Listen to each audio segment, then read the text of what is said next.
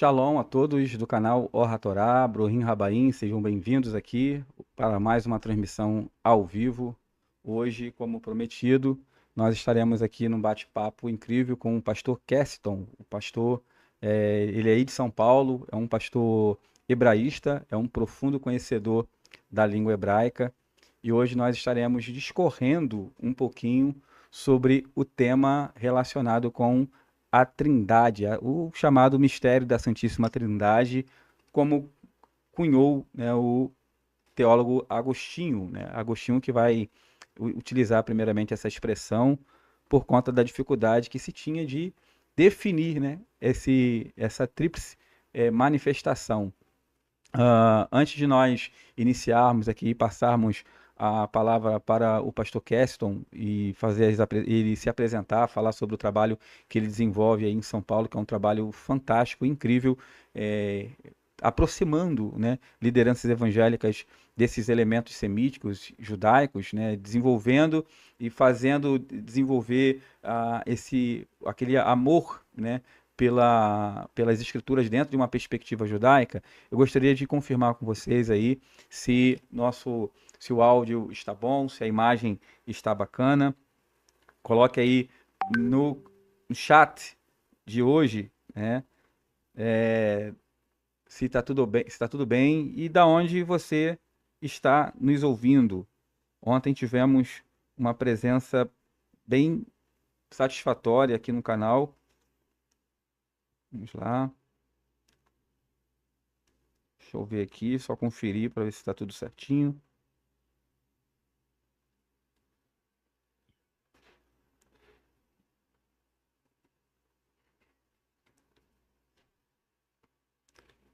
Ah, já temos já algumas participações. Rodrigo Volpini falou que hoje teremos heresia hard. Shalom a todos, Moreteles e a todos.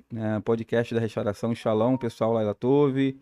Régia Cruz já está presente, como sempre, fiel seguidora do canal.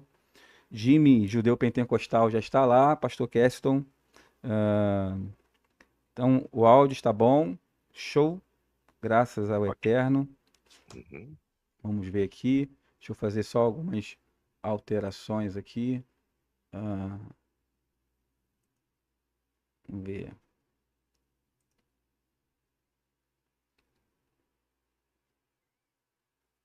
Bom, isso, dividir a tela aqui agora. Bom, gostaria de passar aqui a palavra para o nosso digníssimo e amigo pastor Keston, né? Estará falando um pouquinho do seu trabalho, do ministério que ele desenvolve aí em São Paulo, falando um pouco da sua comunidade, da sua congregação.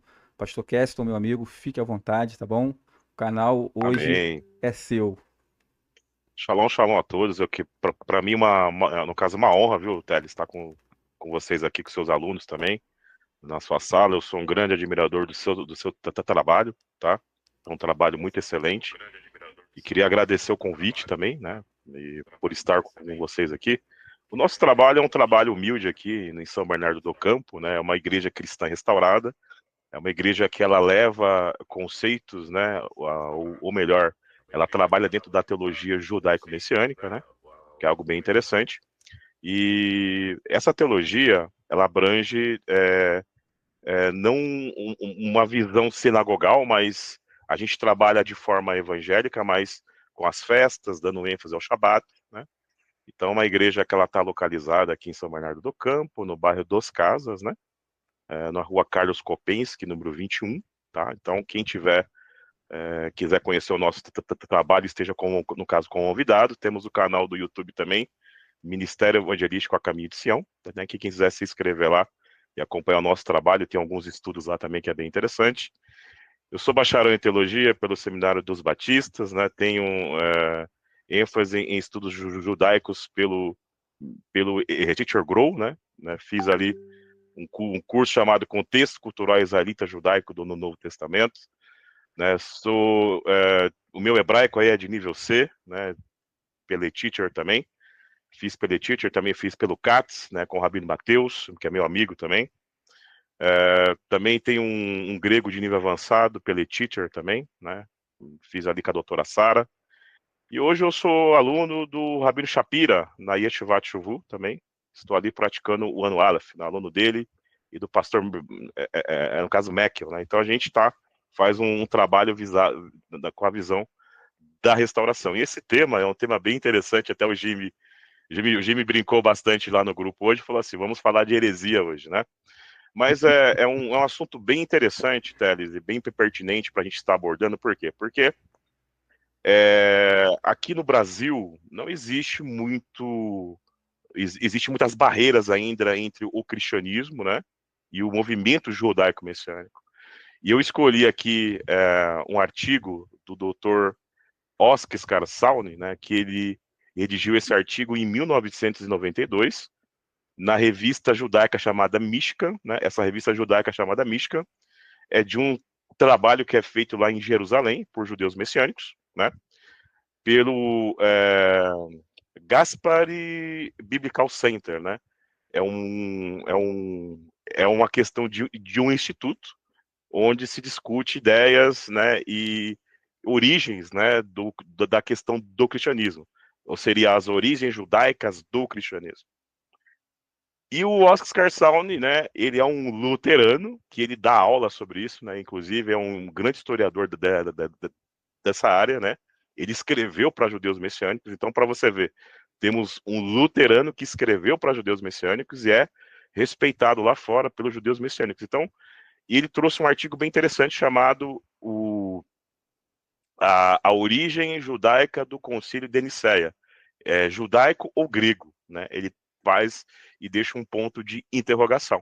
Pastor Kesson, antes de Oi? você já entregar o ouro, que eu tô percebendo que você já quer já entregar entregar o ouro. Aí os hereges aí de plantão já tá já, né? A gente tá Aham, cheio de hereges nesse chat aí hoje aí. tá Então, certo. assim, antes de a gente entrar nisso aí, vamos fazer aqui uma preliminar aqui interessante, porque Sim, o senhor comentou, né, comentou sobre a origem judaica do Concílio de Nicéia. Isso é algo, né, claro, é uma tese que uhum, o citado estudioso ele defendeu. Isso é interessante porque, assim, o que eu percebo, né, com base nas leituras, nos materiais que eu já li e com base no conhecimento que eu tenho e experiência dentro do meu judaico messiânico, é que é, é, diversos elementos, né, que existem dentro do cristianismo, vários elementos que muitas das vezes são atribuídos, né, ao cristianismo, como se aquilo tivesse sido atribuído ao cristianismo. O meu judaico messiânico atribui certas práticas, né, erradas ao segmento cristão. E o que você vê, na verdade, são quando você vai buscar a raiz dessas práticas, elas foram desenvolvidas dentro do ambiente judaico e mais à frente elas vão ser importadas e adaptadas, né, ao estilo cristão.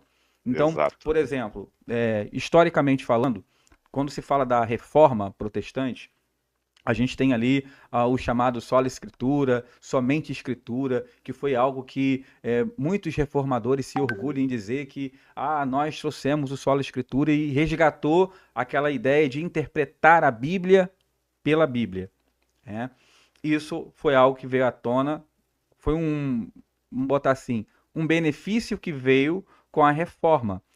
Só que essa ideia de interpretar a Bíblia pela Bíblia, até antes disso, a escritura ela era interpretada com base na tradição, ou seja, o catolicismo, copiando o judaísmo, desenvolveu, criou e desenvolveu a sua própria tradição, e então o texto bíblico ele era compreendido com base na tradição católica, igual Exato, acontece dentro do judaísmo. exato. Só que o que acontece? A exemplo do que aconteceu com o judaísmo ali do primeiro século, na época primeiro e segundo templo, houve corrupção, né? No segundo templo, eu acredito que de repente possa ter havido mais. O que aconteceu? Essa flexibilidade textual, ela gerou diversos tipos de abusos que vão ser apontados dentro do chamado Novo Testamento. Yeshua Uhum, confrontando as Derabanan, as leis rabínicas que iam contra princípios importantes da Torá. Então, o método de interpretação judaico, que é o método Pardes.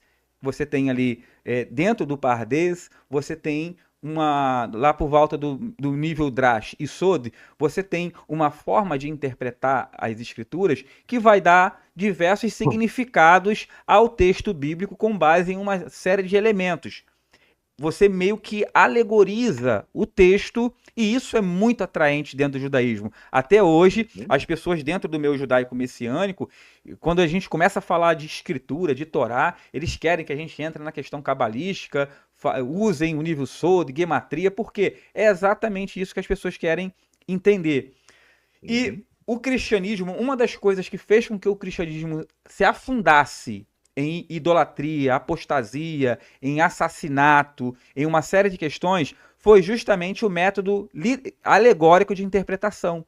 Esse método alegórico de interpretação que foi desenvolvido na escola de Alexandria, havia pelo menos 4 escolas, e dessas escolas, a escola que mais se estabeleceu, porque ela era atraente, era a escola de Alexandria. Uma escola que utilizava um método e interpretava as escrituras de forma muito séria, literal, era a escola de Antioquia. A escola de Alexandria, ela é praticamente, ela é fundada, ela vai crescer e se desenvolver com base nos pilares de Fílon, que tenta adaptar a filosofia judaica ao pensamento grego. Ele pega o pensamento judaico e ele vai adaptar a filosofia grega de que forma? Alegorizando as escrituras. Aí o que acontece mais tarde? Isso vai se tornar uma bomba dentro do segmento cristão, que então vai se desenvolver obrigatoriamente por culpa de muitos judeus que perseguiam os cristãos, os Talmidim de Yeshua no primeiro século. Aí vem Agostinho, vai sistematizar o método. Agostinho vai inserir o método alegórico de interpretação na corrente sanguínea da igreja, e Orígenes, então, vai aperfeiçoar a obra. Né? Ele aperfeiçoa a obra. Então, olha só, muitas coisas ruins que existem dentro do cristianismo, que atribui-se ao cristianismo, vieram do próprio judaísmo. Irmãos, eu estou falando aqui de história. Eu estou falando de história aqui. Qualquer pessoa que lê, ele entende isso aqui, ele sabe o que eu estou falando. Eu estou trazendo essa abordagem porque o pastor Keston é um estudioso, um hebraísta de mão cheia, e ele é um camarada, ele é acadêmico. Quando nós entramos na questão da Trindade, a gente tem falado bastante que o pensamento trinitariano, isso tudo para preparar o senhor para entrar com essa abordagem que o senhor tem. O conceito de Pai, Filho e Espírito Santo, que seria Harua, muita gente fala assim, Orua, não, é Arua, é feminino, o substantivo Rua é feminino, porque dentro da visão judaica seria a própria mãe. Isso dentro do cristianismo, né, os teólogos da igreja entenderam como se fosse uma trindade, Santíssima Trindade, e isso, de alguma forma, nós entendemos que isso veio importado do judaísmo, e o cristianismo tentou entender isso e adaptar isso ao pensamento cristão, só que não deu muito certo, mas veio de lá. Concorda? Sim, sim. O que você falou é tão importante, Teles, porque assim, eu tenho uma literatura aqui em casa do Dr. Marty Goodman, não sei se você já ouviu falar, tá?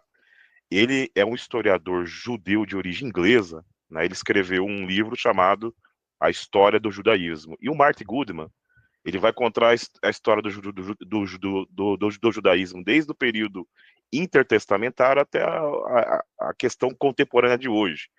Então, ou seja, houve tanto o judaísmo quanto o cristianismo, eles emprestaram culturas para si, né?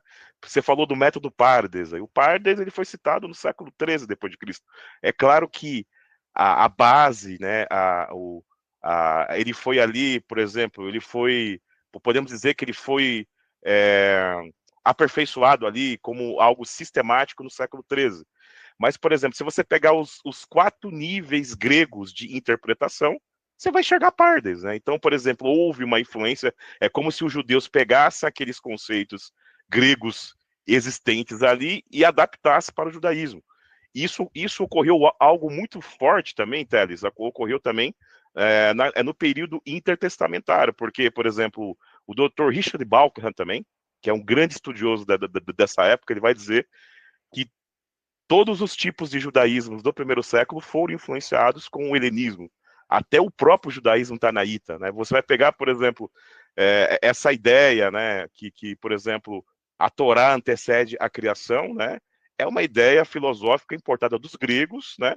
Adaptada para o judaísmo. Então, por exemplo, quando você vê padres católicos ali no quarto século é, a, a, fazendo o dogma de Nicéia, né? Ali pegando, instituindo o concílio de Nicéia, eles vão usar bases, né, e nomenclaturas gregas, né, de bases automaticamente helenísticas, né, mas ao mesmo tempo vai trazer ideias judaicas pré-existentes, a qual você falou aí muito bem. Então isso que é o mais importante da gente falar desse assunto, porque assim, o Teles, o mais importante, né, por exemplo, eu não estou trazendo aqui a minha crença sobre a Trindade ou não. Estou passando aqui uma perspectiva. Porque você sabe que fora do Brasil existe muitos judeus messiânicos que são que são adeptos à Trindade, né? Por exemplo, o grande doutor Elias Orkin Nezenberg, que foi o meu professor no seminário, ele é um trinitariano, né? Mas ele crê na Trindade ontológica subordinalista. É uma Trindade muito mais próxima à tríade cabalista do que a Trindade augustiniana, né? Que é bem interessante. Ou seja, Mas quando no você estuda na caso, ele crê na profundidade, Trindade dentro dessa perspectiva cabalística, não nessa Trindade exato, agostiniana, que é o que o exato, cristianismo hoje abraça, no caso. exato. Mas o mais interessante é que existe muita similaridade, né? E, por exemplo, quem pega a tríade cabalista e vê, por exemplo, o que eu às vezes combato hoje, Teles, é o quê? Por exemplo, a gente fez a brincadeira aqui de heresia, né? A gente brinca bastante, assim, né? O Jimmy fala, você é um herege, você vai falar de heresia hoje. A gente brinca bastante, mas tem a parte do respeito também. Em que sentido? Eu sou um cara que eu tenho minhas críticas contra o dogma trinitariano e também tenho minhas críticas com alguns pensamentos judaicos messiânicos sobre a divindade do Pai, do Filho e do seu Filho. Tenho minhas críticas. Mas eu entendo, eu não satanizo a Trindade hoje, como muitas pessoas satanizam e falam que é idolatria, porque eu sei como ela foi cunhada e o esforço que os padres capadócios tiveram ali, não foi nem citado no Concílio de Nicéia, mas foi citado antes do concílio, né? Ou melhor, a Trindade ela foi definida mesmo no Concílio de Constantinopla, né? No Concílio de Nicéia falaram mais sobre o pai e o filho mesmo. Mas eu procuro entender por que eles tiveram esse pensamento, por que teve tanta dificuldade. E Teles, eu vou ser um cara humilde com você, cara. Até hoje, não é um dogma fácil de se explicar e também não é definido. Daqui a pouco a gente vai entrar um pouquinho na gramática hebraica aqui e vamos explicar uns detalhes bem interessantes e a gente vai ver que não é algo tão simples assim. Aí você vai ver da onde que surgiu vários tipos de pensamento. Eu acho que você já conhece, que você já também é um grande estudioso, no caso dessa área, mas você vai ver que às vezes as pessoas elas satanizam o dogma, mas o dogma ele tem uma base judaica que é bem interessante. E o Oscar Scarsauni, né, que escreveu para essa revista messiânica em 1992, há 33 anos atrás, ele trouxe um artigo bem abrangente sobre isso, que fala algo bem interessante, né, que aborda essa origem judaica usando nomenclaturas, ele vai usar a literatura rabínica, né? Ele vai usar Narmânides, ele vai falar de Maimônides, então é bem interessante que vai falar sobre o conceito de Metatron, Eu li um Gadol, pedacinho da tese dele, ele constrói assim de forma muito inteligente ele vai citar a Midrash Rabbah de Gênesis, ele vai falar exato, da palavra como Hormá, como a sabedoria que o arquiteto utilizou para construir o mundo. Ele exato, vem assim muito bem fundamentado. exato. Então, você que leu o artigo, né? Você viu esse artigo, ele foi traduzido do inglês, né? E é um artigo bem interessante que ele vai abordar esses aspectos. A gente não vai poder, a gente não vai ter tempo de ler ele inteiro aqui, mas a gente vai fazer um resumo desse artigo. E é interessante para quebrar algumas barreiras e preconceitos, Teles, porque veja bem,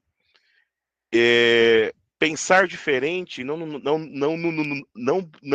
nos faz inimigos, entende? Por exemplo, o Teles tem um trabalho mais voltado para a parte sinagogal, eu tenho um trabalho mais voltado para a igreja. Mas o pouco que a gente conversou, a gente mais concorda do que discorda, né?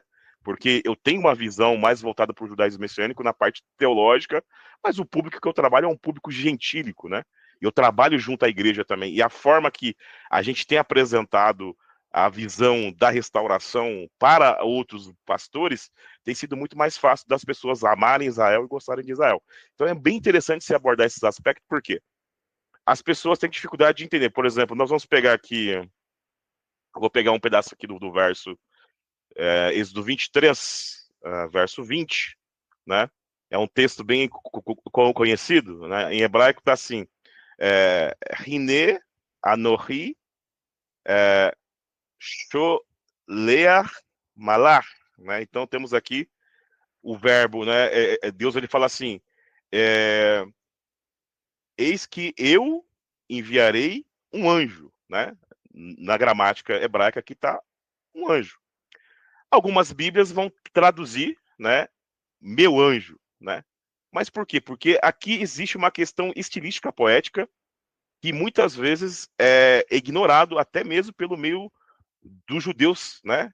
Os judeus que são, no caso, bem radicais, ele fala, não, mas aqui é um anjo, tá? Gramaticamente é um anjo, mas, por exemplo, temos o verbo enviar aqui no tronco cal, no particípio, né?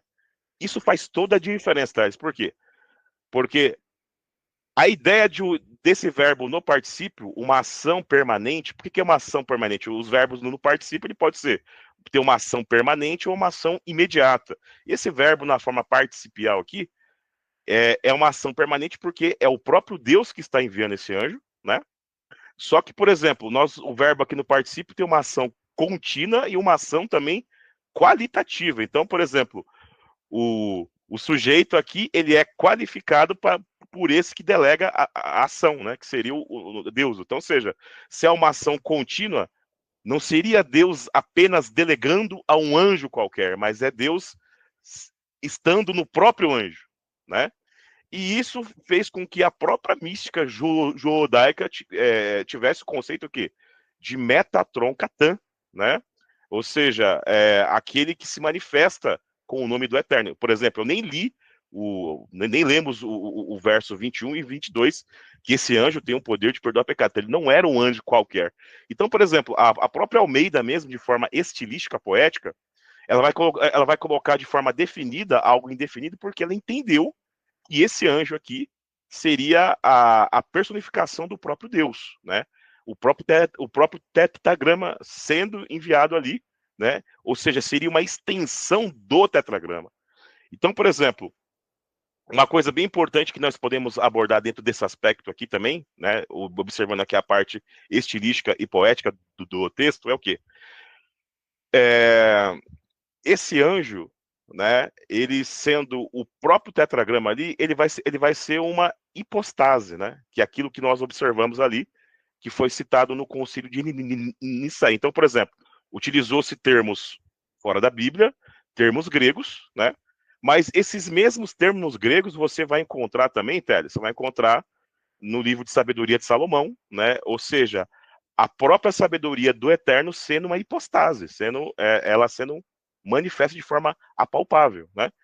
E isso no pensamento judaico intertestamentário. Então, por exemplo, só essa tese, que é bem interessante, já demonstra que ideias que surgiram no concílio são ideias pré-judaicas que vai corroborar com a introdução que você trouxe, né? Que é bem interessante. A pessoa concordando com o dogma ou não, né? Vai ter ideias que surgiram dali. E o conceito de úsia, né? Que seria, você falou sobre o eterno, ele seria aquela força, né? Acho que foi até o Samuel que falou lá no grupo da restauração. O Samuel falou assim: Deus ele seria aquela força que não pode entrar na criação porque a criação não comporta ela, né? Mas ela pode emanar, né? Então era como se esse anjo ele fosse algo emanado do Eterno, uma extensão do Exatamente, mas Eterno, quando né? os cabalistas eles falam dessa manifestação, para você ver, existe um livro chamado A Chave da Cabala. Uhum. Eu esqueci o nome do autor desse livro, Mas quando ele fala da revelação, da manifestação, ele explica que a própria palavra manifestação, ela já é uma palavra muito difícil, ela não exprime É bem de complexo. forma adequada aquilo que o Eterno está fazendo para se revelar. Então, eles usam com certa dificuldade. Nesse livro, né, nós vamos ver que tanto o próprio Criador, tem muita gente que se refere a Deus e por conta da dificuldade que se tem da pronúncia do nome, se refere a ele como Criador. O Uhum. Criador, ele é uma manifestação do Ein Sof. Fantástico, é Dentro isso da mesmo. É tradição isso mesmo. mística judaica, pai, o pai é uma manifestação. Ele não é o Ein Sof, o pai não é o Ein Sof. O pai, ele é uma manifestação do Ein Sof. E são Exato, exato. manifestações Eu ia, dentro da Teles, própria até entrar existência nesse assunto, do porque Ein Sof de forma imanente.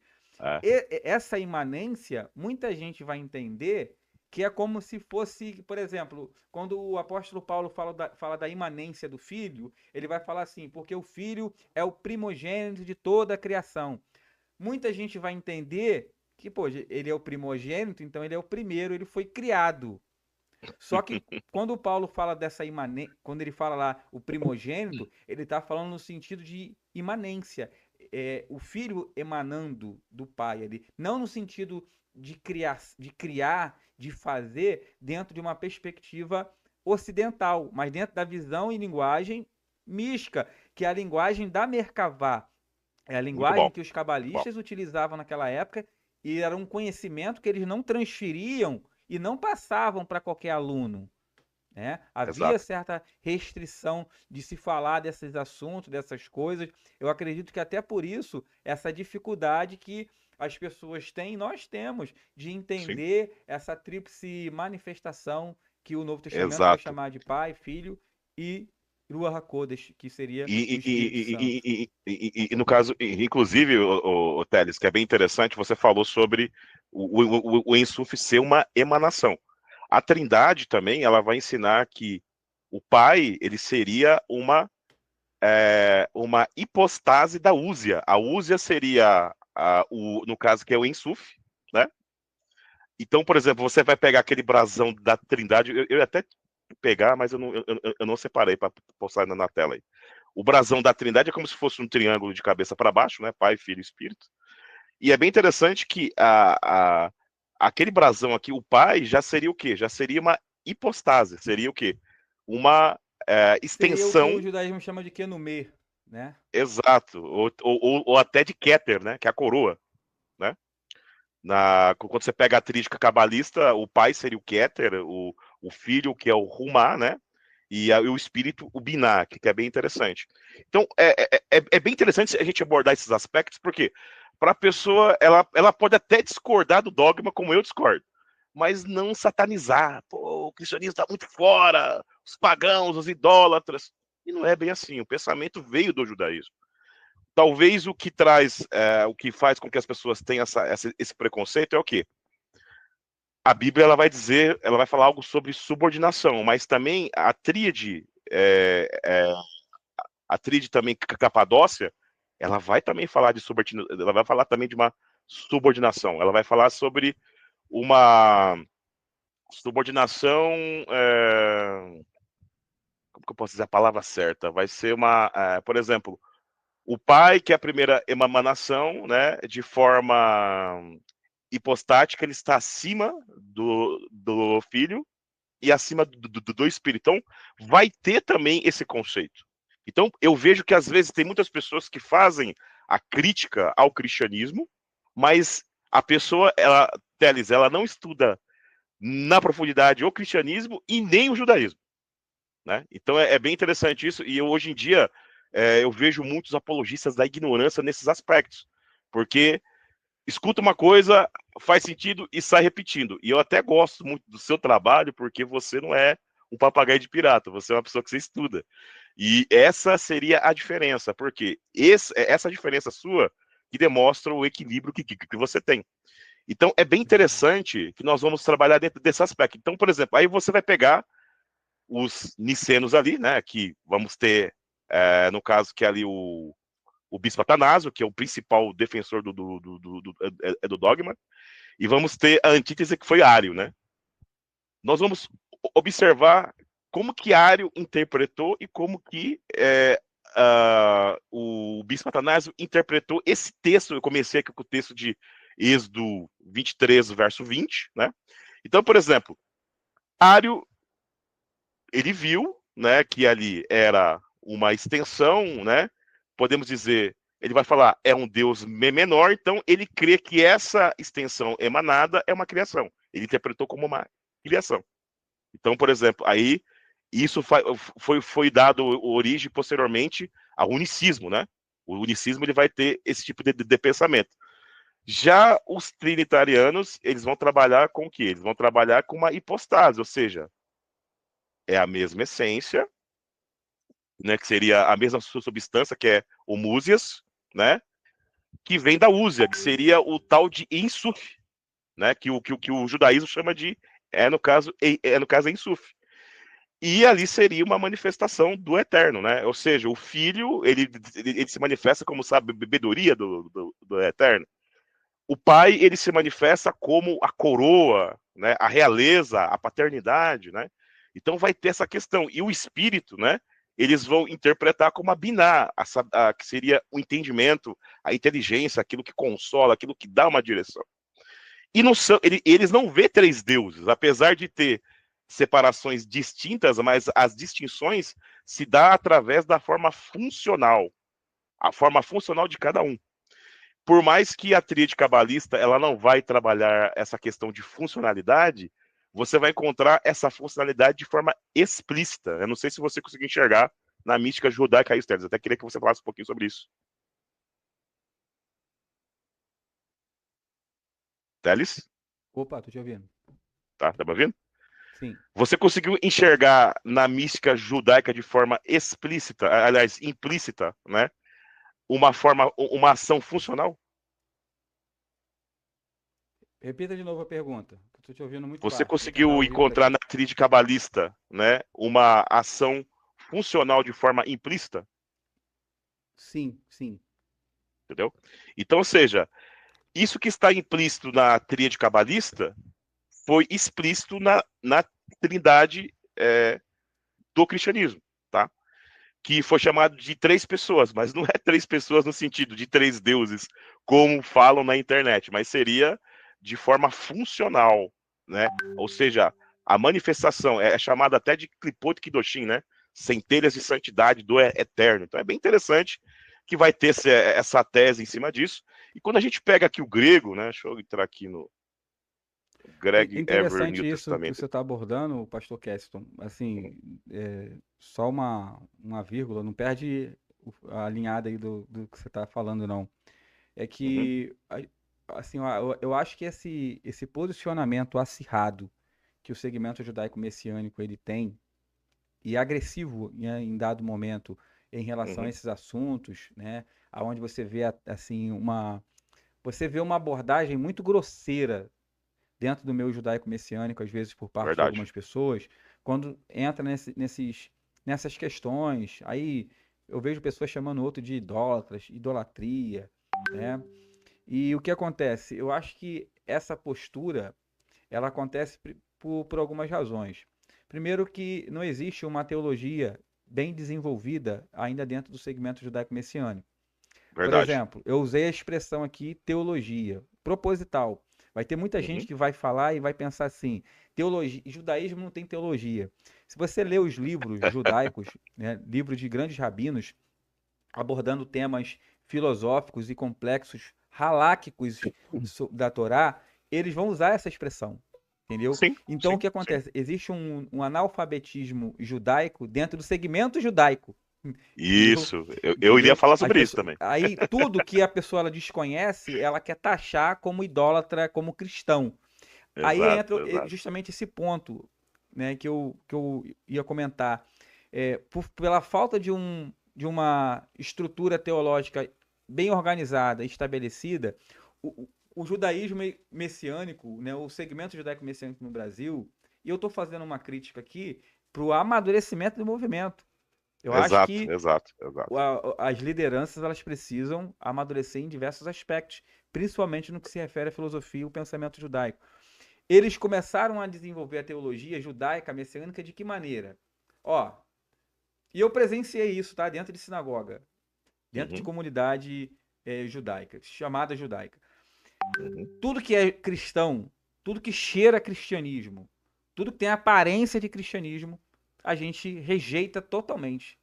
Então começaram a abrir mão de um monte, tirar um monte de coisa, por quê? Porque na mentalidade religiosa do indivíduo, aquilo era cristão. Ele não abria mão por um entendimento e uma compreensão intelectual, teológica profunda. Tanto é que se nessa live aqui tiver pessoas aqui, pode falar aí, eu vi, eu presenciei. O que mais tem, existe líderes, principalmente os líderes mais antigos, e alguns líderes frustraram muitos seguidores, porque essa pessoa ela falava uma coisa e o tempo todo ele tinha que estar se retratando sobre coisas que ele não falava, que ele havia uhum. falado. Muitos não tinham humildade de se retratar, simplesmente traziam o ensino desfazendo a fala anterior e não explicava por quê. As pessoas ficavam confusas. Muita gente Exato. saiu de algumas comunidades judaicas justamente por isso. Pô, o camarada falou isso aqui a vida inteira. Agora mudou a abordagem dele, disse Sim, tudo que ele ensinou era. Ele está mostrando que tudo que ele ensinou era errado e ele nem disse por quê. Se ele ensinou errado, ele tinha que ter humildade de chegar e falar, ó, eu ensinei errado, entendi, agora assim, assim, assim. Eu já tive pessoas que falou isso comigo. Eu não sei se uhum, aqui na live teve pessoas que já presenciaram isso, mas por uhum, que desse comportamento? Né? Por uhum, quê? Porque a ideia era abrir mão daquilo que era cristão. Nisso foi um monte de coisa boa jogada fora. Uma das uhum. coisas, inclusive, eu apontei essa semana no meu Instagram lá, Flávio Teles, @40. Nos segue lá. Que era a prática de rito e bodedute, de oração. A pessoa Uhum. subir monte, orar em área aberta. Aí isso era cristão. Eu Importante. já vi gente dentro de sinagoga falar, isso aí é idolatria. Rito e bodedute, que é atribuída a Naaman. Yeshua fazia muito isso. Uhum. Então, igual a tefilá e as orações espontâneas, veio um monte de coisa. O judaísmo messiânico, ele ficou teologizado, mas de uma forma totalmente errada, porque uma teologia totalmente falha, chula. Sim, São sim. poucos, a gente pode O, contar no o que dedo você está falando, que é. E o Teles, senhor, é como tão uma pessoa importante. entendida, tenho certeza que sabe disso. São Perdão, poucas pessoas no meio judaico que a gente pode parar para conversar. E eu fiz questão de trazer aqui o senhor, porque a Uhum. mentalidade de muita gente é que pastor não conhece Bíblia. Eu trouxe um pastor aqui Então, mas é por isso que que eu acho bem respira interessante. escritura, saca É, muito de gramática hebraica, conhece muito de hebraico bíblico e gramática, né? E muitos rabinos têm até medo de entrar em discussão com Keston justamente por conta disso. Não é alguém. A gente vê aí alguns rabinos na internet debatendo com alguns pastores e ó, mas vai ver, o camarada não sabe hebraico, não sabe. Pega um não pastor sabe igual muita esse aqui, coisa. faz o que eu vejo aí na internet. Duvido que consegue. Então, É o. era mais ou menos esse complemento aí, que eu acho que está Aham. na mesma linha aí. O que você falou, Teles, é muito importante porque eu sou fãzaço do movimento judaico-messiânico, tenho amigos judeus em Israel, aqui no Brasil também. Estudo com judeus, né? Estudo com pastores também, né? Por exemplo, o meu professor atual hoje na Chuvu é o pastor Meckel, né? Que manja demais também, e o Shapira. Mas, por exemplo, sou amigo pessoal do Zandona, né? Do Shulam, né? Eu fui aluno deles, né? Tive contato no exterior fora com pessoas também do meio judaico-messiânico, e eu posso dizer para você o que? Existe uma cristofobia, né? E essa cristofobia muitas vezes é por ignorância. Da mesma forma que o judaísmo fala do, do Sinat Rinon, que seria o ódio imerecido, você vê um ódio infundado em cima do cristianismo, ao invés de fazer uma ponte. E eu tenho feito um trabalho onde eu quero trazer. Por exemplo, eu fiz até um evento algumas semanas atrás, judaico-messiânico aqui na Câmara Municipal de São Bernardo do Campo, onde a bandeira de Israel foi estendida lá e os vereadores e o prefeito passaram a amar Israel através do culto que fizemos lá, juntamos igrejas evangélicas e o movimento judaico-messiânico. Isso é fazer ponte. Agora, quando você faz o muro, você sataniza algo muitas vezes que você não conhece, acontece essa questão aí. Então existe uma cristofobia, né? Por exemplo, eu até agradeço o elogio que você fez por mim aí, mas eu não me julgo tão sábio assim. Eu tenho um pouquinho de conhecimento, eu não sou leigo no assunto, mas tem muitos mais pastores que sabem muito mais que eu. Eu tenho amigos da Adventistas, da Batista, que sabem muito mais grego e hebraico do que eu. São professores que sabem muito mais que eu. E são pessoas também que, se você trazer aqui, vai ter a mesma postura que eu estou tendo contigo aqui. Então é bem interessante, são pessoas que estudam também no meio judaico-messiânico, e é bem interessante abordar isso, porque isso, Teddy, só acontece aqui no Brasil. Por exemplo, por que eu quis trazer uma ideia de um luterano que escreveu dentro de uma revista judaica, tá? Para demonstrar que essa barreira só tem no Brasil, né? Pensar diferente não nos divide, tá? Isso é natural dentro do próprio judaísmo mesmo. Você falou sobre teologia judaico-messiânica. A King's University, lá nos Estados Unidos da América, dá bacharéis em teologia e mestrado em teologia judaico-messiânica, onde rabinos messiânicos e pastores cristãos dão aula juntos. O senhor Tá? falou E por sobre incrível. cristãofobia, é isso? Cristãofobia. Cristofobia. Não, é Acho que eu falei interessante. cristofobia, né? Essa Eu falei semana eu cristofobia. gravei foi essa semana passada. Eu gravei um vídeo falando sobre a questão do corvo, né? Lá do texto de Elias, capítulo 17, Aham. verso 6 e acho que primeira crônica 17, 11. E eu, né, citei uma pessoa dentro do meu judaico messiânico, porque a forma como a pessoa ela abordou o assunto, ela não entrou assim em particularidade da pronúncia e da expressão hebraica, demonstrou que a Uhum. pessoa ela não tem domínio de algumas regras da língua hebraica para tratar do assunto. Dentro Sei. da tradição judaica existe alguns elementos que Uhum. corroboravam, né, para entendimento de que o texto está falando de um árabe, e existe também diversos elementos que corroboravam Uhum. para o entendimento de que o texto estava falando de Uhum. corvo. A própria Uhum. tradição vai falar que ali o corvo ele pegava alimento da mesa de Acabe e trazia. A própria Sim, sim. Septuaginta, eu cito a Septuaginta, cito um Targum, Sim. Sim, mas sim. a Septuaginta, que é uma obra antiga traduzida por judeus, traduz como corvo. E o que acontece? Veio várias pessoas no meu canal, né? Algumas me agredindo, é, em defesa da pessoa, né? Ah, não sei o que lá, você foi isso, você foi isso, aquilo outro, tal, não sei o que. É os apologistas da Aí, ignorância. não, onde cara, eu odeio hipocrisia, seja no cristianismo, seja no judaísmo, Dois, né? é dois, é dois. Hipocrisia, para mim, hipocrisia em qualquer lugar. Aí, recentemente, eu recebi um material de uma pessoa dentro do meu judaico messiânico, numa live que tinha mais de 700 pessoas na live.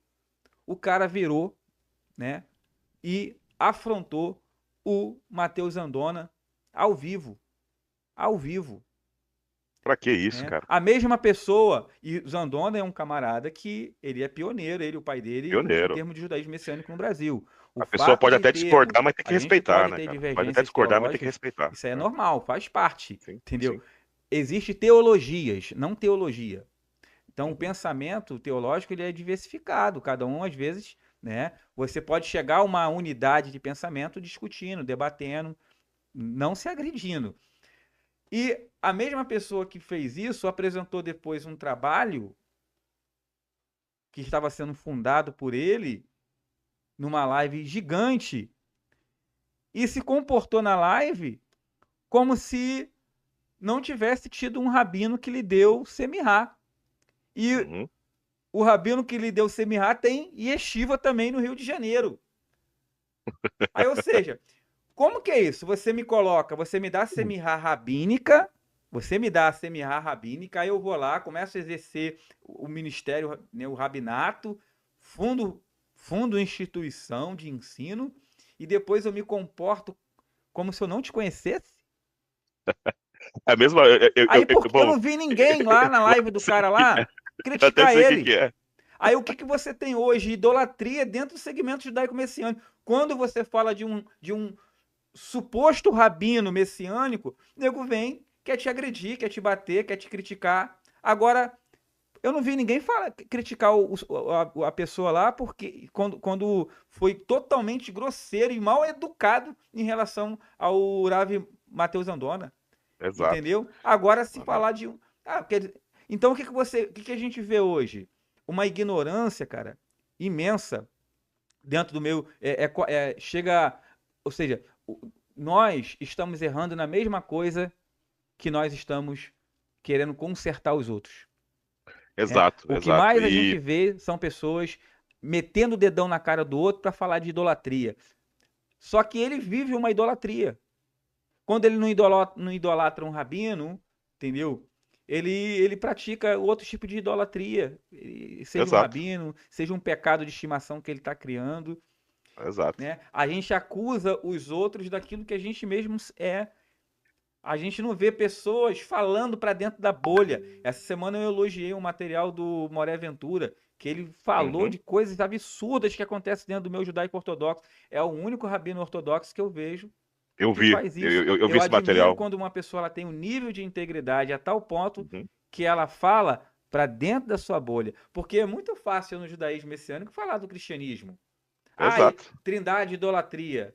Ah, eu não vejo ninguém do meu judaico messiânico falar dos problemas que acontecem dentro do meu judaico messiânico, da Sim, idolatria, da prostituição, de líderes que exato. estão aí, que têm vários casamentos já nas costas, Bastante, de bastante. líderes que estão fazendo casamento de membro da comunidade com enteada.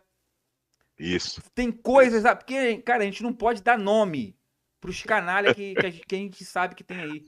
Ninguém fala nada. Ô Coisa Teles, linda. Aí quer falar do cristianismo, ô Teles, entendeu? se eu for entrar nesse mérito aí de testemunho, tá? Eu, ó, por exemplo, a nossa congregação aqui tem 6 anos. Tem muita gente que nos procura, às vezes achando que nós somos uma sinagoga, né? Nós não trabalhamos como sinagoga, trabalhamos como igreja, mas o ensinamento da Paraxá na sexta-feira é Muito muito bom. parecido com o judaísmo messiânico, né? E tem pessoas que chegam lá, eu vou falar uma coisa, no caso, para você. Eu tive melhor testemunho de pessoas que vieram do cristianismo, que conheceram a visão da restauração e gostaram e estão dando frutos hoje, do que o pessoal que vieram do meio do que nós chamamos de techuvá. A maioria são problemáticos ao extremo, cara. De coisas que, se eu falar aqui, a gente vai até amanhã, a gente vai até mudar o foco da palestra aqui. Então, para você ver, é que assim, não é só ter o conhecimento, é ter o Espírito de Deus para praticar aquilo que estuda. Porque às vezes as pessoas elas querem viver numa bolha, né? Então, que nem você falou, se é rabino tem conhecimento, se é pastor não tem conhecimento. O Luiz Saião ele falou uma coisa muito interessante lá no grupo dele, né? Eu tô lá no grupo do Luiz Saião. Ele falou uma coisa muito interessante. Ele falou assim: quando alguns rabinos vai falar mal do cristianismo, eles procuram o Zé do Bar ali, né? Que não tem estudo. Aí vai falar o quê? Besteira mesmo. Mas quando é para falar do judaísmo, usa Maimônides, Rashi, que são sábios da época. Por que não pegam acadêmicos do cristianismo que estudam hebraico também, conhecem a cultura judaica, para fazer um debate? Aí o nível vai ser elevado, porque ambos os movimentos vão aprender, né? Então é bem interessante esses aspectos. Eu estava até falando aqui sobre esse assunto, porque que surgiu, né? Eu até abri aqui num caso que é no Logos Bible aqui no Greg Every New Testament aqui na João verso 1, né? Tá aqui, enarque em orologos, kairologos em proston, teon, kaiteos em orologos. Apesar da construção aqui ser grega, Teles, é bem interessante que o logos como sujeito do objeto direto, tá? Ele vai ser uma hipostase, mas ao mesmo tempo uma extensão do eterno, né? Da mesma forma que está descrita na gramática hebraica ali, em Êxodo 23, verso 20. Tá? Por isso que vai ter, por exemplo, quando o Ário ele viu isso daqui, Ário ele interpretou como um deus menor, né? Por exemplo, um deus menor, mas não é um deus menor, é uma extensão, é uma hipostase. E você vai ver que grande parte do cristianismo também vai ver. O vocábulo theos aqui, né, como sujeito do objeto direto aqui, é um substantivo anártron. Um substantivo anártron ele pode ser visto como algo divino, né? E também pode ser visto como um nome próprio. Então, ou seja, é bem interessante que Ário ele interpretou um deus inferior, né? Em que sentido? Porque é por causa desse substantivo anartro, mas aqui, por exemplo, na gramática de Coyle e na gramática aqui de Daniel Wallace, nós vamos observar que esse predicativo é visto como um predicativo de forma definida. Em que sentido? Pelo contexto, né? E por que eles se traduzem que o Logos é Deus e não um Deus ou o Logos é divino? Por quê? Porque gramaticalmente dá para se entender teologicamente que o Logos, ele é Deus na forma nominativa e predicativa do objeto direto, porque ele foi nomeado pelo próprio Deus, né? E essa forma nominativa clarifica um pensamento semítico dentro do grego do Novo Testamento. Eu não estou falando em si que é uma trindade, tá, pessoal? Né? Mas eu estou falando em si que aqui traz a ideia de trindade e que o próprio judaísmo místico traz também no sentido de hipostase, né? Homousias, né? Emanação. Eu queria trazer outro texto aqui também, Teles, bem interessante. Deixa eu ver aqui, tá em Enquanto Êxodo você procura 34, aí, é verso 5. interessante você abordar esse texto de João 1 enquanto você está procurando. Uhum. E você falou da questão do anartro, né? E muita gente interpreta isso aí como se fosse o Logos era divino, ou seja, já adjetivando o Logos, Exato, né? E exato, ali é um substantivo anartro. E o que exato. acontece? Os rabinos, quando se trata lá do texto de Êxodo, capítulo 20, né? Ani Adonai Elohecha, né? Eu sou o Senhor teu Deus. Esse texto ele tem uma relação interessante com o que você falou aí, né? E eu vou fazer uma pergunta aqui para o chat aqui. Vocês acreditam que o Ani Adonai Elohecha, que o Deus que aparece em Êxodo 20, é o Deus supremo, o Ensof, aquela manifestação máxima do Criador? Ou é uma manifestação, apenas mais uma das muitas manifestações do Ensof? Coloca aí no Ótima chat. pergunta. Ótima Coloca pergunta. aí. É uma manifestação. É a revelação máxima. Coloca aí no chat o que vocês acham. Os rabinos, quando eles pegam a expressão ani, primeira palavra do texto hebraico ali, o capítulo 20, ani, e eles interpretam como ani, ananafishi e retaviti ketaviti, que traduzindo seria eu tenho, ou eu pus a minha alma no rolo, ou no texto escrito. É como se o Senhor, no momento da entrega da Torá, ele transfere ou ele coloca da sua essência, o texto vai, eles vão traduzir como alma, ananafishi, né? Eu pus a minha alma no rolo.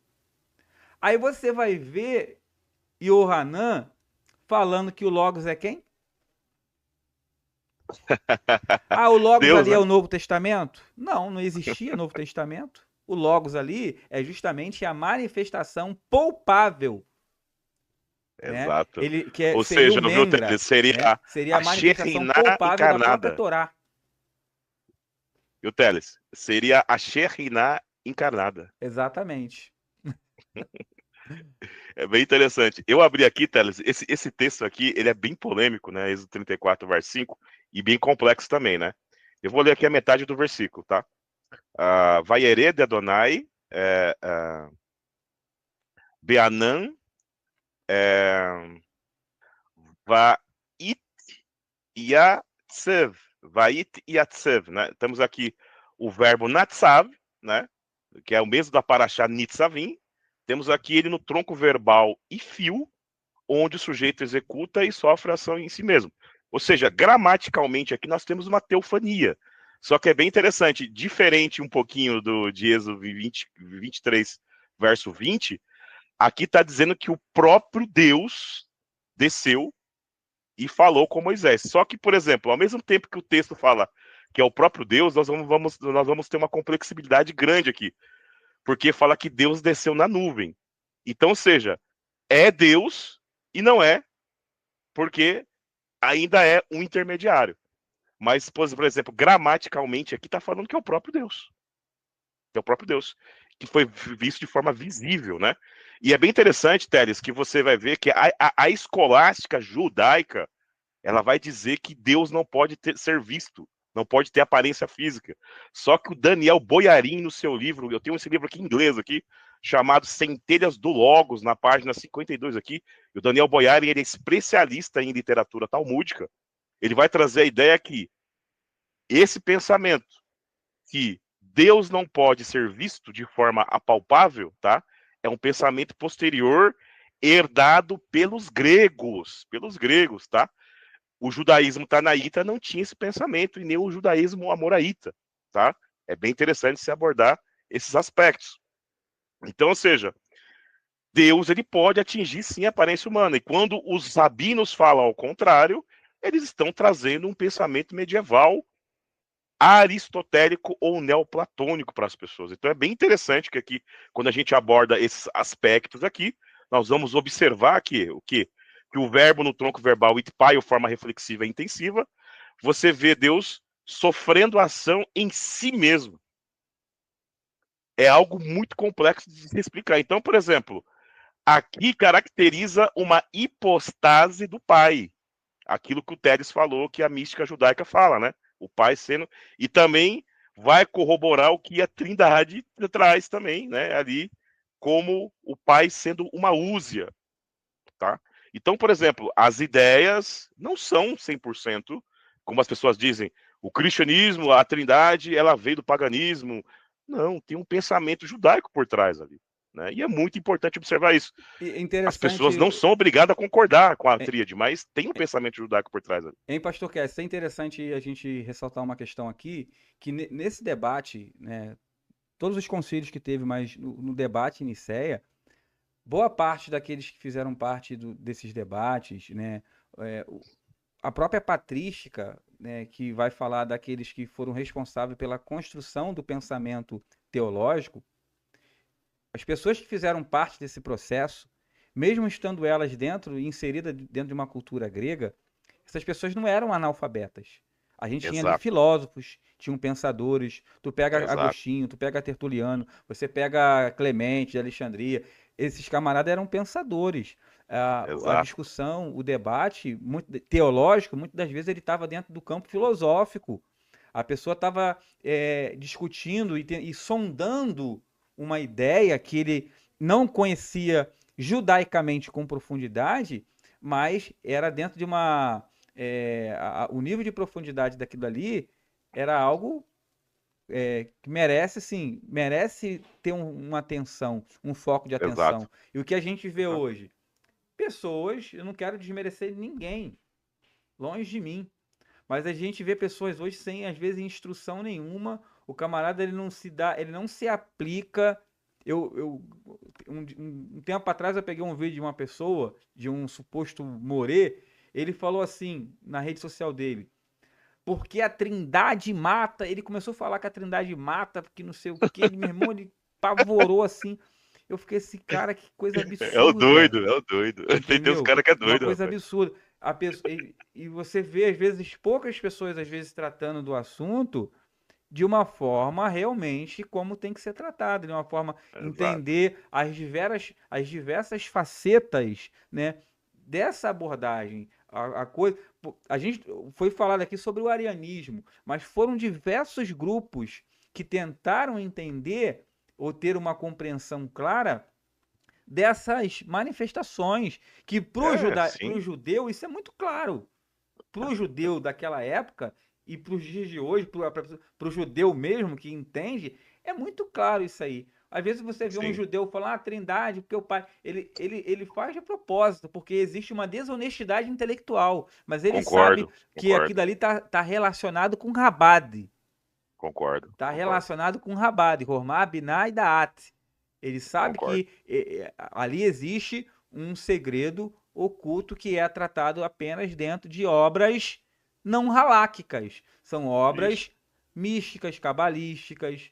Né? O judaísmo ele tem isso. Ele não vai tratar de um assunto de ordem espiritual elevada, nenhum trabalho haláquico. Cada obra tem o seu aspecto. Agora, dentro de cada, judaicamente falando, cada alahá que é construída, ela tem um aspecto cabalístico ali. Só que ela não é tratada ali. Tu pega um Mishneh Torah de Rambam, aquilo não é, misticamente falando, não é tratado os aspectos místicos de uma alahá, mas você vai Muito para as bom. obras que tratam especificamente daquilo dali.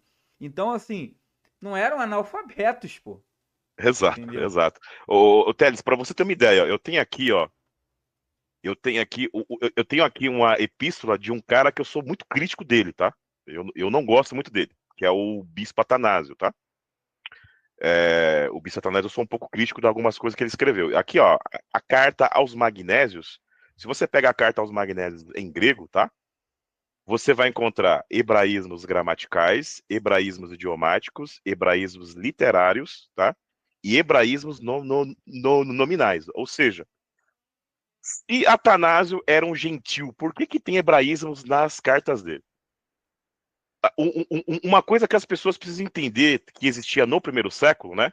Você vai até lembrar disso no judaísmo intertestamentário, existia judeus que renegavam a sua etnia judaica e até praticavam o espasmos, que seria desfazer a circuncisão.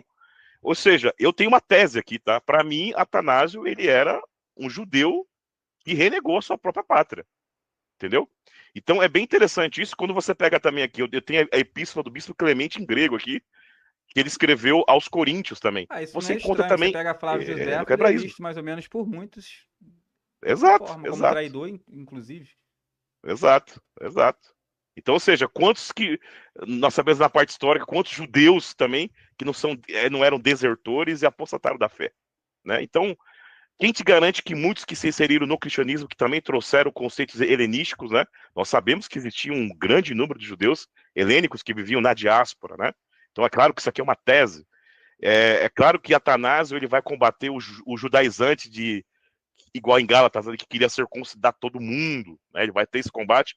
Mas na minha tese aqui não foi só ali, não. Ele tinha algo contra mesmo ali a circuncisão mesmo, não era só os judaizantes. Quem defende um pouco Atanásio vai dizer isso. Só que são questões que vão deixar um ponto de interrogação.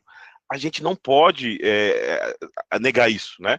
Por exemplo, existe indício que Policarpo era judeu, né? Então, ou seja, você vai pegar ali desses líderes do primeiro até o quarto século, eram homens que tinham um pré-conhecimento do assunto. E é claro que o Concílio de Nicéia de 325 ele foi muito importante, porque vão dizer que ele foi.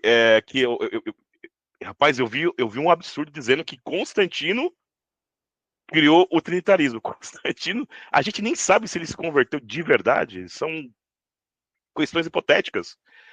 O que Constantino fez, que ele contribuiu para a liberdade religiosa, foi o Edito de Milão de 313, onde houve a liberdade, no caso que é religiosa, e os cristãos ali eles puderam se reorganizar em concílios.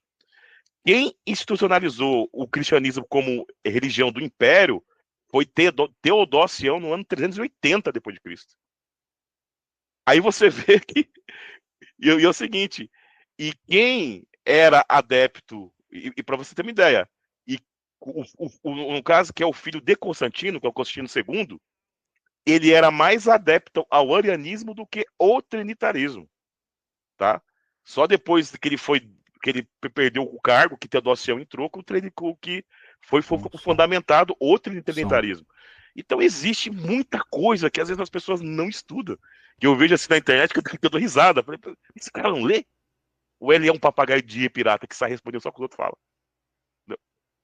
É bem interessante isso. Então, por exemplo, esses assuntos aqui é muito importante, por quê? Porque você vai ver que esse concílio ele vai trazer essas ideias. Por exemplo, o Targum, né, vai trazer aqui que a palavra é, no caso, mediadora, e vai fazer um requeixe de Provérbios 8:22, da sabedoria, com Bereshit, né, Gênesis capítulo 1, verso 1, né, e vai trazer essa ideia, né, então é bem interessante que ele Bereshit, Ó, Elohim, a gente et tá com um Hashamayim. pastor aqui, ó. O pastor tá usando métodos exegese judaica aí, ó. Requeixe.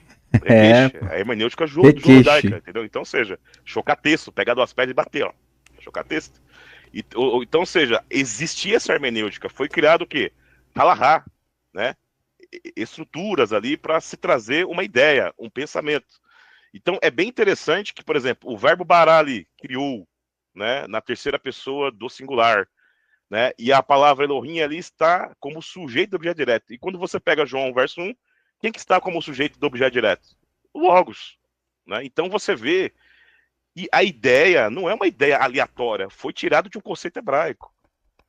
E é muito importante a pessoa entender esses aspectos, né, o Teles, porque às vezes você não vê isso. Então, por exemplo, você vê a briga entre o arianismo e o trinitarismo, e o próprio Oscar Scarson, acho que você leu a questão da discussão de Narmânides, né, com o pensamento de Maimônides, porque Maimônides ele cria que a sabedoria ela foi criada, né? E Narmânides fala assim, ou melhor, Maimônides ele cria que a Shekinah, aquela glória de Deus lá, né? A Shekinah, né? Que no caso é Shekinah, seria o quê? Seria uma glória criada. Mas Narmânides fala assim, mas se a Shekinah invadiu o templo, e se as pessoas se prostravam para a Shekinah e ela foi criada, então, se a gente adora a Shekinah, que é algo que foi criado, então nós somos idólatras. E até nesse ponto, Teres, você vê a ignorância das pessoas, porque as pessoas, elas não entendem que a idolatria, ela é caracterizada quando alguém adora a criação.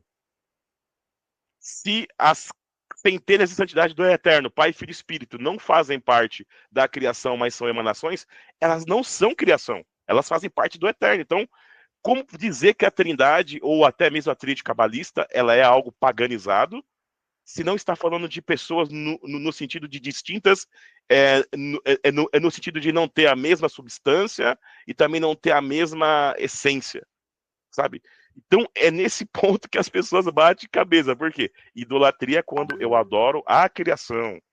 Mas se eu adoro Deus, né, partes de Deus, emanação do próprio Deus, né, isso não é considerado idolatria. Na verdade, seria uma pessoa, seria uma pessoa e três hipostáses. Né? Na verdade, seria uma pessoa e três hipostáses. Exato. Que seria três Kenumê. Você vai ver o novo Yeshua falando que o pai tem Kenumê em si mesmo, né? E o filho tem a Kenumê em si mesmo, ou seja, a Kenumê é independente. O cristianismo ele entendeu pessoas. Aí fala três pessoas na Trindade, né? Que seria como se fosse três deuses. Mas não que o cristianismo seja politeísta. É um entendimento equivocado de algo que é complexo. Houve uma confusão justamente na hora de definir essas expressões, pessoa, manifestação. Então houve uma confusão na hora de deixar isso, de definir isso aí. Mas a ideia ela é de um único Deus que se manifesta de formas plurais, de forma diferente. Né? O Pai é uma manifestação, o Filho é uma manifestação, Aruach, o Espírito Santo, é outra manifestação. Eu havia citado o Êxodo 20, segundo alguns trechos do Zohar, a divindade que se manifesta ali, o ser que se manifesta ali, é chamado de Zeir Anpin. Zeir Anpin, entendeu? Ou seja, quando ele fala assim, eu sou o Senhor vosso Elohim, que vos tirei da terra do Egito, da casa de servidão, quem está falando ali que tirou do Egito é Zeir Anpin. Zeir Anpin é formado por quantas sefirotes emocionais? 6. Geralmente o movimento judaico netzarim e messiânico entende que Zeir Anpin é quem hoje? É o próprio Mashiach. Entendeu?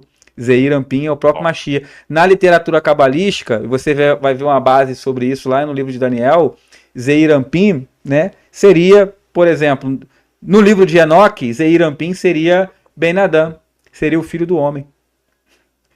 Né, que recebe a autoridade de quem? Ari Anpin, o ancião de dias, chamado de Atik Amin. Entendeu? Né? Então você vai ver, e detalhe, quando você pega essas obras, você vai ver que parece que um tem elementos e propriedades que o outro tem. As manifestações em dado momento parece que elas meio que se confundem. Exato. Porque todas elas são facetas de um único Elohim, de um único Deus. Exato. E Entendeu? isso, Teles, é muito visto em Apocalipse, que você vê que em Apocalipse, o próprio Yeshua, Jesus, ele é descrito como o Atiquioma, o ancião de dias, né? E é bem interessante que quando você vê Daniel capítulo 7, você vê duas hipostases ali, o próprio ancião de dias e o filho do homem ali, né? Que seria, no caso, que é o próprio Messias, né? Então é bem interessante que quando se fala de hipostase, tem pessoas que não sabem o que é uma hipostase, né? A hipostase é como se o Teles, né, personificasse e tornasse apalpável, existente, a voz dele. É uma substância. Que Exatamente, uma hipostase substância. vem de substância, essência. Seria Essência. o equivalente grego de quenumer, né? Exato, exato. Deixa eu ver, dar uma olhada aqui como é que tá o chat. Pastor Keston, a gente tem aqui, parece que tá tendo um debate lá no chat lá, né? Tem um bate-papo aqui e um debate lá no chat. Uhum. Daniel Nunes, ex-pastor de Osasco, que virou rabino fake, não sei a quem ele está se referindo aqui. Eu me dei bem, Conde Sadoc, Pedro Salles, deixa eu ver aqui. Tá tendo aqui. O pessoal tá ativo lá no chat lá. Tá ativo. Esse assunto é muito polêmico, né? Eu É. lembro que quando Pessoal, eu pode fazer comecei a pergunta estudar pro Sabrail, pastor Keston, tá? Pode fazer pergunta pro pastor Keston aí, que não é ele, muito difícil não, viu? ele falou, pode fazer que ele tá preparado aí pra responder aí, tá? Se ele não responder nessa live, ele responde na próxima. A gente faz outra só pra ele responder as perguntas. Pra mim vai ser um prazer poder ajudar o irmão, hein? Botaram aqui, Rodrigo Valpani. Pastor hebraicista é outra pegada. Fogo puro. Glória a Deus. Botar aqui. Comentário aqui sobre não existe trindade na Bíblia. A expressão mistério da Santíssima Trindade, isso não existe dentro da Bíblia. Isso é uma expressão que utilizaram para tentar denominar essas revelações. Então, assim, o cristianismo deu um nome para ela, mas ela tem um nome dentro do ambiente judaico, isso é chamado de outra forma, entendeu? O Teles, é bem interessante que ela não existe na Bíblia, assim, como dogma, né? Né? Mas a gente vai ter um indício de uma centelha, né? Por exemplo, em 2 Coríntios, quando Paulo ele dá uma saudação, ele fala assim, que a graça do nosso Senhor Jesus Cristo, o amor de Deus e a compaixão do Espírito Santo estejam convosco. Por que Paulo saudou assim, né? Existe uma tese bem interessante que quando Shimon Bar Yochai, né, através de Moshe de Leon na Idade Média trouxe o conceito de tríade cabalista, vai se trazer uma ideia que existia uma proto-tríade cabalista, né? É uma tese, é claro, uma proto-tríade cabalista existente já no período do primeiro século, né? Por exemplo, a Peshita, ela colocou onde é Quírios aqui, Mariá, né? Que seria um eufemismo do tetragrama. Então seria, né, que a graça do nosso tetragrama, né? Então, ou seja, a questão do cristianismo semítico, né? Ele vai trazer essa ideia.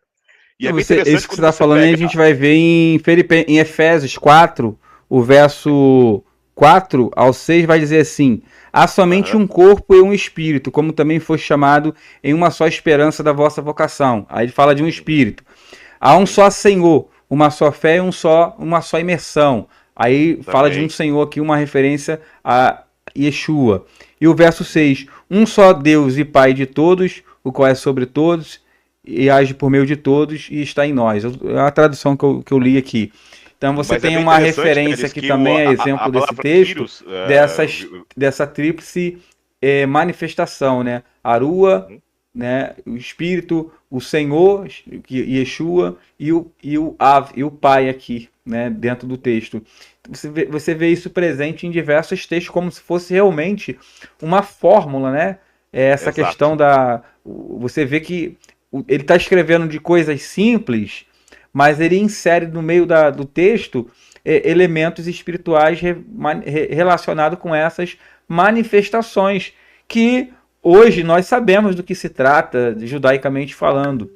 Mas antigamente nós não sabíamos, né? E eu consigo entender isso e não associar com a trindade agostiniana. Sim. Eu tenho o mesmo pensamento que você. Não estou aqui falando é a Trindade. Estou falando que existe um indício dela, uma proto, né? E é bem interessante quando a Peshita ela coloca Mariá ali no vocábulo Kyrios ali, que seria um eufemismo para o tetragrama. A Peshita está querendo trazer para os siríacos, né? Que Yeshua seria o tetragrama Não, Catan, tá tudo bem né? agora? que, Tá que tudo vai bem? combinar com Efésios. E isso é Espera aí, muito não vai me chegar, importante tá? as pessoas Fica por aqui entenderem. na Por frente, tá exemplo, bom? quando a gente pega, Teles, o verbo Vou parar bará, aqui, vou ele fazer vai aqui pra ter, você, tá bom? É, vai ter aqui a letra Beit, a letra Resh e a letra Aleph, né? tá Se eu bom, pegar aqui o verbo tá bom, bará como um acróstico, tá bom, eu vou pode ter a chamar. letra Beit aqui como inicial da letra Ben, que é filho. A letra Resh eu vou ter inicial da palavra Rua, que é espírito, e a letra Aleph da palavra Ave, que é pai, né? Então é bem interessante que até no verbo bará tem uma questão no nível Sold aqui, né? De pai, filho e espírito. Então é bem interessante essa ideia, né? Então trabalhamos com o pressuposto que esse conceito não surgiu à Ah, o toa, né? próprio et, Existe algo ali. a própria partícula et que aparece dentro do texto de Bereshit 1, né? Et, Sim. et Hashamayim Ele ve'et chama haaretz, Haaretz. é, dentro do Zohar você vai ver o et, Elohim em cima e Elohim embaixo. O Uhum. tetagrama, quando aparece, né, o Yud se refere ao Elohim superior e o último Re, o Elohim inferior, falando de manifestações. Então, assim, o Exato. livro do Zohar está cheio desse tipo de linguagem, de Uhum. figuras, de explicações, falando de um Elohim superior e inferior. Aí, muitas das vezes, ele vai explicar que o inferior é Zeir Ampim, aí ele começa a fazer várias associações, é até complicado, você começa a ler, a leitura ela fica até cansativa, né? Ele vai Exato. dando vários tipos de explicações, mas você vê que isso é uma ideia muito presente hoje dentro do judaísmo e Sim. principalmente dentro dessas obras que tem uma Eu pegada quero mais trazer uma, espiritual. eu quero trazer uma nota aqui do hebraísta Takamutsu Muraoka, da gramática dele, que eu achei bem interessante. O Gesenius, na Idade Média, ele trazia a ideia que a palavra Elohim seria um plural majestático, né? Que seria um plural de excelência, né? Mas o Takamutsu Muraoka, ele traz a ideia de plural intensivo, né? E esse plural intensivo não só expressa a grandeza de Deus, mas a onisciência dele. Então, ou seja, não é a própria gramática, ela vai dar ênfase para Deus trabalhar com mediadores. E se esse mediador for mediador pleno, né, ele vai ser parte do próprio Deus, né? Então, ou seja, vai até entrar naquele conceito que o judaísmo místico usa, que é o Tsimtsum, né? Deus se contraindo para ter contato com a sua criação. Você vai ver que um dos significados cabalísticos que eles vão dar para o nome Elohim é El-Ham. Eles dividem a palavra El-Ham e vão traduzir eles são deuses. Exato, É uma mentalidade judaica, exato, entendeu? exato. Eles são deuses. Falando ou seja, é o Ram em referência às próprias manifestações, Sim. entendeu? Até, Desse até, Ein Sof. eu até peço perdão o pessoal que tá assistindo, é que eu tô com um pouco de rinite. Eu tô tossindo um pouco aqui, viu, Teles? Então peço perdão por isso. Percebe-se, né, o pastor Kessler, que o assunto ele é Aham, muito extenso. Quando você exato. entra, tanto para falar dos debates que houve, né, ali por volta dos 4 primeiros séculos ali, principalmente por volta do quarto século, quando começou os concílios, né, que foram praticamente estabelecendo os dogmas que iriam estabelecer os parâmetros, os limites ali doutrinários da chamada igreja, que começou então a se desenvolver, crescer e se desenvolver, como também dentro do próprio contexto judaico, quando fala dessas Verdade, manifestações. Então tem verdade, gente verdade. chamando coisas aí de idolatria. Se ele for ler algumas obras e como que os judeus pensavam acerca dessas manifestações, se a gente for realmente taxar como idolatria, você vai ter que mudar, apontar o dedão para outra direção, Bastante, bastante. entendeu? Inclusive o próprio Matheus Andona, ele é pós-doutorado na questão do Zohar, né? Ele não gosta muito do judaísmo místico, né? E ele também não gosta da Sefirot, né? Ele diz que né, que ele vai trazer a opinião dele se o cristianismo peca com a Trindade, né? E a Sefirot, então, ela vai ser mais agressiva do que a própria Trindade. Então, por exemplo, e eu concordo com ele em que aspecto? Se a pessoa sataniza a Trindade e chama os cristãos de idólatra, então os judeus místicos também são, porque é 10 Sefirot. E o princípio é muito parecido, viu, Teles? Né? Você que estuda isso, você sabe muito bem disso. Então, ou seja, né, vamos usar aquele ditado popular: o pau que dá em Chico dá em Francisco. Então é muito importante a gente ter esse conhecimento, porque... O Zandona, ele não gosta dessa visão mística, desse judaísmo místico, não? Não, ele não gosta não. Ele não gosta, não. Tu conhece o Zandona pessoalmente, né? Conheço o Zandona, amigo meu. Tu acha que, conhecendo ele, tu acha que ele aceitaria um bate-papo aqui no canal? Eu posso conversar com ele. Talvez, eu não sei agora se ele... Como ele tá fazendo o mestrado dele lá nos Estados Unidos, né? Eu não sei qual que vai ser o tempo dele, mas, por exemplo, lá no nosso canal lá do YouTube, eu tenho 3 lives que eu fiz com ele lá. Eu posso pegar e conversar com ele. Seria uma boa. Vamos ver se o pessoal quer que o Matheus Zandona venha aqui. Pessoal, coloque aí no chat aí. Queremos o Zandona no Orra Torá. Vamos ver se a gente vai ter uma boa pedida aqui. Seria interessante um bate-papo com o Zandona. Sim. O Zandona é um dos pioneiros aí, ele e o pai dele. Os pioneiros, né? De judaísmo messiânico no Brasil. Né? O Marcelo também. Eu acho ele uma pessoa com uma mente bem saudável também, né? Em relação eu tenho um carinho muito forte por eles, assim, pela compreensão de algumas coisas. E no caso, pela amizade também. Ó. O pessoal tá colocando aqui, ó. Tem perguntas aí? Eu pensei que eu tinha escapado das perguntas. Estão te perguntando aqui se o senhor conhece aramaico. Um pouquinho. Não sou muito fluente no aramaico, não. Mas o meu aramaico é de nível introdutório. Eu falei que eu ia trazer um pastor aqui que conhece bastante coisa, vocês não acreditaram. Pessoal, eu acho que a partir de hoje vai mudar o conceito de muita gente aí. Mas né? Eu vou convidar, eu vou indicar você depois, o Teles, para um judeu adventista, tá? Se você acha que eu sou bom de hebraico, então você vai achar que ele é mestre, porque é o Thiago Santana.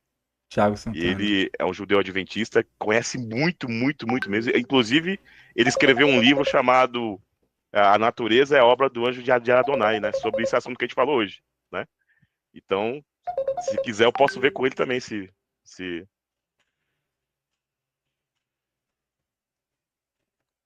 Calma aí.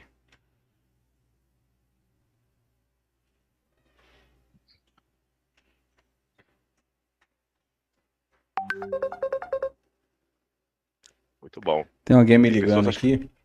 Que tá te ligando, né? Agora, bom, eu acho que a gente conseguiu ter uma live hoje bem produtiva. Muito bom. Muita informação, muito conhecimento histórico, né? Sim. E de hebraico também, de gramática hebraica que foi difundido. Eu acho que o importante é que a gente mostrou que existem pessoas que têm uma mente aí muito equilibrada. O pastor Keston é bem atuante dentro do meio evangélico, mas nesse trabalho aí de aproximar das raízes hebraicas da fé.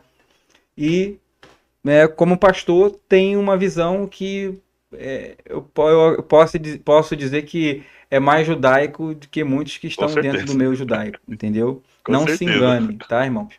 É um homem muito humilde, muito manso, tá? E muito à disposição aí pra gente aí, se colocou à disposição para estar aqui no canal com a gente aqui, fazendo esse bate-papo, tá? Quem vê assim falando não tem noção do conhecimento que ele tem. Eu já bati um papo com ele no privado, pode acreditar que é exatamente o que eu coloquei lá no banner lá do canal lá, do vídeo, né? É um grande conhecedor. Então, a ideia era exatamente essa, mostrar que existem pessoas dentro do cristianismo, pessoas sérias, trabalhando pela causa do reino, tá? Pelo Malhut, pelo reino, pelo Machia. O objetivo do Orra Torá é justamente derrubar um pouco essa barreira, né, que existe entre cristianismo e judaísmo. É a mesma barreira que existe entre judaísmo messiânico e judaísmo ortodoxo. E os ortodoxos o tempo todo falando, isso não é judaísmo, Então eu acho que quem não gosta de sofrer preconceito não deve praticar, Verdade. né? Não deve praticar. Até porque boa parte dos membros, né, das pessoas que fazem parte hoje do segmento judaico messiânico no Brasil, elas vieram do cristianismo, Verdade. vieram de lá. E muitas ainda estão lá e flertam, se identificam com vários ensinos, né? Então a ideia é a gente derrubar isso, destruir isso, né? Acabar com essa guerra, com esse preconceito. Existem pessoas que existe desonestidade intelectual, existe antissemita dentro do Existe. cristianismo, existe. O trabalho da gente é combater isso. E existe judeu antissemita. É verdade. E tem bastante, hein? Você pega aí, não vou ficar falando muito de política aqui para não dar problema, né? Mas existe judeu antissemita, o que dirá cristão. Entendeu, irmão? Bastante. Agora, o trabalho que tem que ser feito é justamente na contramão. Quem é discípulo de Yeshua, ele tem que mostrar por meio da sua vida, do seu testemunho, que ele é diferente, né? Que ele é diferente. Pastor Keston, mais algumas considerações? Primeiramente, Você tem um Teles, eu curso, quero. né? É, eu quero pegar e agradecer ao Eterno, no caso, por essa oportunidade, né, de estar participando do seu canal aqui, né? Você é uma pessoa que eu aprendi a admirar pela sua simplicidade e, no caso, e humildade também. E você é um grande mestre, pode ter certeza que eu acompanho muito o seu trabalho. E sou um fã seu, cara, pelo fato de você, pelo trabalho que você tem feito, né? E queria dar um conselho pra galera que tá no seu canal, que segue você. Não crie ódio imerecido, pessoal. Vamos criar ponte, né? Nós temos que se unir como igreja, como sinagoga messiânica, para a gente alcançar os parâmetros do eterno, né? Então é muito importante isso. Essa barreira no Brasil precisa acabar, né? Lá fora não existe isso, né? Eu vejo, por exemplo, eu citei aqui a literatura do Oscar Scarsauni, que é um luterano, que tem um grande contato com os judeus messiânicos, mas, por exemplo, eu tenho aqui a obra do N.T. White. O N.T. White é um bispo anglicano e ele fala... pessoal, eu tenho um livro aqui do N.T. White chamado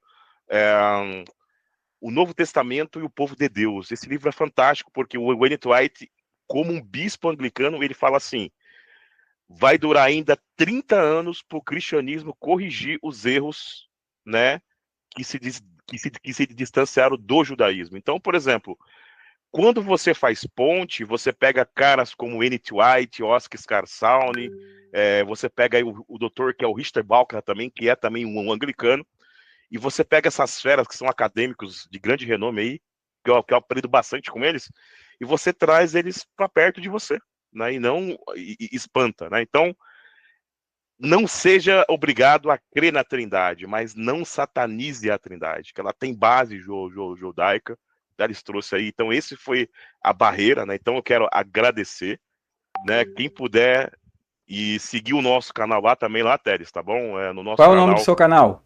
tá? Ministério Evangelístico a Caminho de Sião, tá? É o ministério lá, tem vários estudos lá.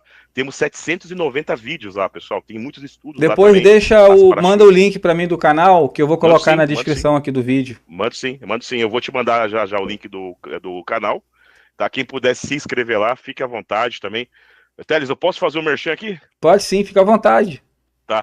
Pessoal, quem se interessar também, temos um curso, tá? Chamado Contexto Cultural Israelita Judaico do Novo Testamento. Inclusive, eu vi aí que tem alunos meus, no caso, que estão assistindo também, tá? Então, quem se interessar, é só me procurar aí, né?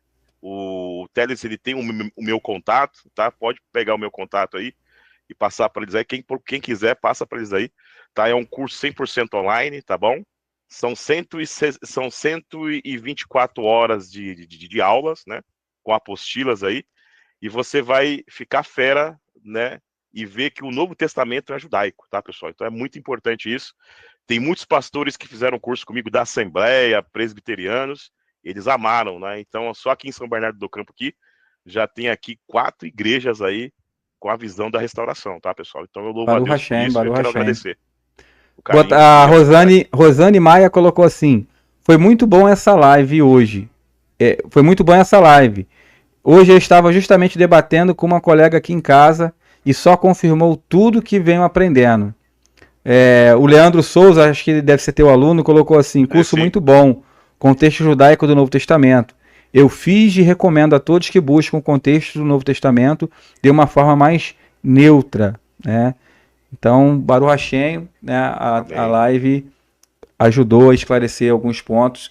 Eu espero que aqueles que assistiram e vão assistir e tenha de repente algum pensamento equivocado acerca desse tema, né, ele possa passar a ter um olhar mais judaico, né, para essa abordagem que é tão debatida dentro do meu judaico messiânico, tá? Exato.